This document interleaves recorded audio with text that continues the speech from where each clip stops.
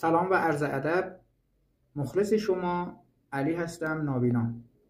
به رسم ادب و انجام وظیفه میخوام از تک تک شما عزیزان بیننده با تمام وجود تقدیر و تشکر کنم که قابل میدونید و با نگاه های زیباتون کانال تک بلایند و ویدیوهای این حقیر رو تماشا میفرمایید و با حمایت های پرمهرتون لطف دارید نسبت به این بنده با لایک و شیر و ساب و نظرهای زیباتون تو این مسیر، با وجود اینکه ابتدای راه هم و محتواهای من خودم هم در جریانم، اونقدر مغز و ارزشی نداره، اما شما با وجود ارزشمند خودتون من رو تو این مسیر تنها نمیذارید و حمایتم میکنید.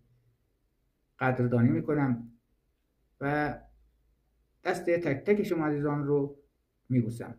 ممنونم که به هم انرژی و انگیزه میدید، بی‌چشم داشت حمایتم میکنید.